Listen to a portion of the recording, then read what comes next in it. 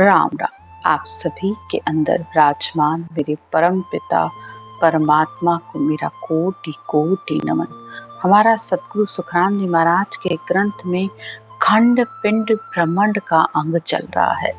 सतगुरुदेव बता रहे हैं कि जो खंड में है यानी जो बाहर है वही सब इस पिंड में यानी इस शरीर के अंदर है, लेकिन अंदर की जानकारी तब मिलती है जब केवली संत मिलते हैं। जब केवली संतों का ये सत्य ज्ञान मिलता है तब ही परमात्मा की सत्ता का पराक्रम पता चलता है कि उस परमात्मा को कैसे पाया जा सकता है। लेकिन केवली संत भी तब मिलते हैं जब परमात्मा की दया होती है। सुनी या मैर हमारी अगाध, देऊं मेरो नाम मिला हूँ साथ। यानी जब परमात्मा की अगाध मेहर हो, अनंत मेहर हो, तब ये साध और संतों का ज्ञान मिलता है। सतगुरुदेव कहते हैं कि मेरे गुरु वीरमदास भी सच्चे संत हैं, सच्चे केवली भगवंत हैं।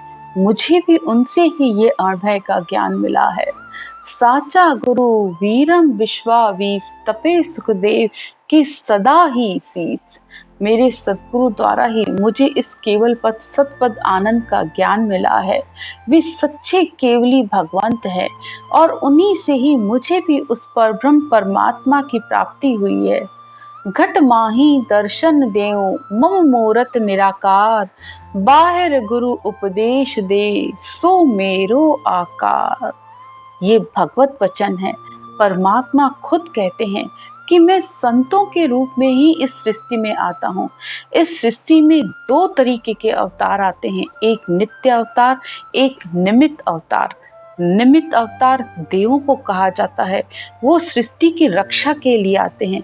जब जब इस संसार में राक्षसों का अत्याचार बढ़ता है या सृष्टि पर कोई संकट आता है तो निमित्त अवतार आते हैं, जैसे राम और कृष्ण। और नित्य अवतार संत हैं, परमात्मा उनको औदा देकर भेजते हैं, क्योंकि घट माही दर्शन देऊं मम मूरत निराकार। परमात्मा कहते हैं कि मैं निराकार रूप में हूँ। निराकार निरंजन जो न किसी आकार में, वो है ही नहीं परमात्मा। और वो देता भी अंदर ही इस घट में, इस शरीर में ही उस परमात्मा के दर्शन होते हैं। लेकिन बाहर गुरु उपदेश दे, यानी बाहर जो गुरु के रूप में जो उपदेश दे रहा है, मेरे ज्ञान की बढ़ाई कर रहा है, मेरे ज्ञान की महिमा कर रहा है, तो उनके वचनों को उपदेश मानकर तुम मेरे आकार को समझो। यानी जो बाहर ज्ञान दिया जा रहा है वो परमात्मा का आकार है। उसी से ही, उस ज्ञान से ही तुम अंतर में परमात्मा को जान पाओगे। सतगुरु बदन निहार के माही मूरत देख, दोनों एक स्वरूप हैं तो मैं सतगुरु एक। सतगुरु बदन, अब यहाँ सतगुरु बदन का मतलब ये नहीं है कि जो बाहर बैठकर उपदेश दे रहा है उस गुरु की पूजा आरती और करने लग जाओ और उसके शरीर को निहारने लग जाओ, उस शरीर से मोह करने लग जाओ। यहाँ सतगुरु बदन का मतलब है इस अणभय ज्ञान से, ये ज्ञान गुरु है। इस ज्ञान गुरुदेव को सच मानो, ये ही सत्य है और इसी ज्ञान से ही परमात्मा से मिल पाओगे। अगर किसी देहधारी के रूप में तुम किसी शरीरधारी को पूज रहे हो और सोच रहे हो मुझे परमात्मा मिल जाएगा, तो कभी भी नहीं मिलेगा। केश बराबर आंत रो, जे कोई राखे कोय, तो या कृपा ना बने, ऐसी कुदरत होय। ऐसी कुदरत होए निज मन माने नाही। तो परमात्मा इस बात को बिल्कुल नहीं मानते कि तुम्हारे और परमात्मा के बीच में एक बाल के बराबर भी अंतर हो।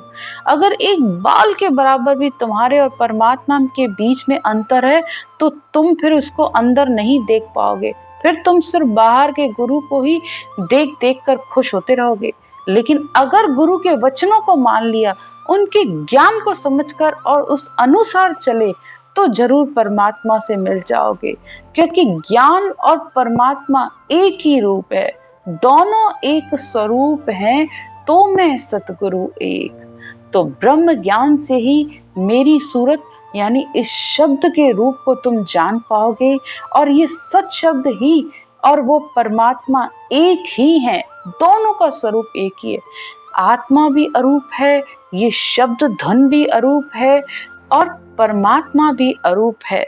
जब तीनों तत्व मिलेंगे, आत्म तत्व, परमात्म तत्व, तब परम तत्व आएगा। तो आत्म तत्व आत्मा, परम तत्व परमात्मा का नाम राम। जब आत्मा इस राम नाम को रटेगी तब वो परम तत्व आएगा, वो तुम्हें उस पर ब्रह्म में मिलाएगा, वो तुम्हें लेने के लिए आया है। इस बात को अच्छे से दिमाग में बिठा लो कि ये जो शब्द धुन है, ये अनहद की धुन, ये अंतर में परमात्मा का निराकार रूप है और ये ही तुम्हें अपने साथ ले जाएगी। मरने के बाद तुम्हारे साथ भले कुछ न जाए, लेकिन तुम इस शब्द धुन के साथ परमात्मा के देश अवश्य जाओगे। सत स्वरूप क्यों नाम है, सदा रहे सो सत। सत स्वरूप क्यों परमात्मा का नाम कहा गया है? क्योंकि ये सदा से सत्ता, आद सत, जुगाद सत, है भी सत, नानक होसी भी सत। ये पहले भी सत्य था, आज भी सत्य है और आगे भी परमात्मा का जो सत स्वरूप है वो हमेशा सत्य रहेगा। आगे भी अनंत केवली भगवंत इस सत शब्द के साथ परमात्मा में मिले हैं और आगे भी अनेक मिलेंगे और आज भी जा रहे हैं, अनेकों जा रहे हैं इस राम के नाम को रट कर इस सत शब्द के साथ।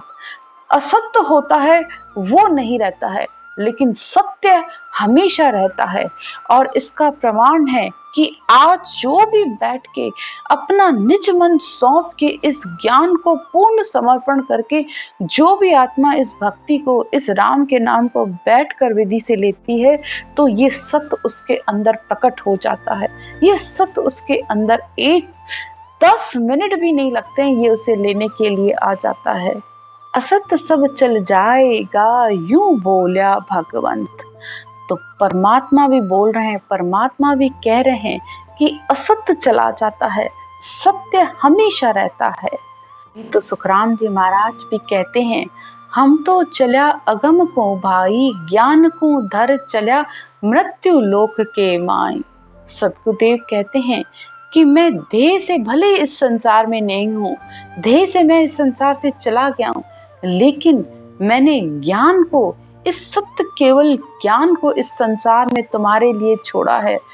इस मृत्यु लोक में तुम इसको पढ़कर, सुनकर, कर कर, धारण करके तुम उसी देश में आना जिस देश में मैं पहुंचा हूँ।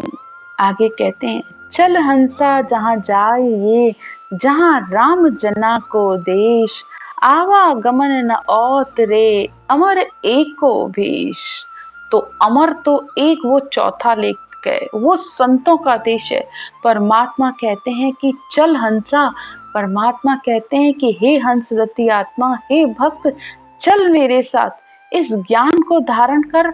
मैंने तुम्हारे लिए वो चौथा लोक बसाया है जिसे संतों का देश कहा जाता है। वहां पर जाने पर इस आत्मा का आना जाना सब मिट जाता है। ये आत्मा बिल्कुल पूरी तरह इस जन्म मरण से छूट जाती है।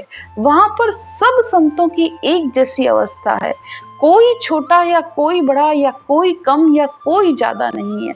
सब संत एक जैसे ही आनंद में रहते हैं, हर समय उनकी एक जैसी स्थिति बनी हुई है, उनके आनंद में भी कोई कमी नहीं है, सब कुछ समान है।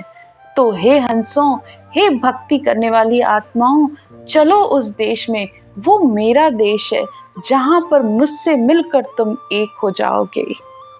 सतगुरुदेव उस संतों के देश को, उस अमर देश का, जिसे सिद्ध लोक भी कहते हैं, उस देश की महिमा का वर्णन कर रहे हैं कि वो देश कैसा है। अदर देश ऊंचो सबे लोक छाया, खंड पिंड भ्रमण उण हेटे आया। चौथा पद जिसे सतलोक भी कहते हैं, वो अधर है, वो ऊपर अनुभव होता है, वो खंड पिंड भ्रमण सब नीचे रह जाते हैं। अधर, धर तो कहते हैं नीचे शरीर को, लेकिन वो अधर, वो इस सिर से ऊपर, वो धुन के रूप में, वो हमेशा वो अधर लोक का आत्मा उस ध्यान में रहती है, तो उसको अधर लोक कहा जाता है और उसका साफ आत्मा अनुभव करती है। क्योंकि जब ये तीनों लोक नीचे छूटते हैं तब वो इस गगन मंडल में इस सतलोक का अनुभव करती है। त्रिकुटी को खंड कहते हैं और त्रिकुटी से ऊपर के हिस्से को ब्रह्मांड कहते हैं, जो सर वाला हिस्सा है। और जो त्रिकुटी यानी इस आज्ञा चक्र से नीचे के शरीर को पिंड कहा जाता है। लेकिन आत्मा ने इस शब्द धुन के साथ इन तीनों ही खंडों को पार किया और इन सब को नीचे छोड़कर अब उसका निवास गगन मंडल में है। तभी तो कबीर साहब भी कहते हैं, ऐसी सुनता हो गुरु ज्ञानी, गगन में शहर बसाया वे। कबीर साहब कह रहे हैं कि हे ज्ञानी, तू बातें बहुत बड़ी बड़ी कर रहा है, भक्ति भी कर रहा है, लेकिन क्या तूने उस गगन मंडल में अपना शहर बसाया है? इस शरीर को छोड़ने के बाद यह आत्मा कहाँ जाकर रहेगी? क्या तूने अपने रहने के लिए उस घर को बसाया है जो परमात्मा का देश है? अखी अमर एको नहीं काल आवे, तेह लोक 14 सबे काल खावे। अखी यानी जो अमर है, जिसका कभी नाश नहीं होता है, उसका उस देश में उस काल की भी पहुंच नहीं है।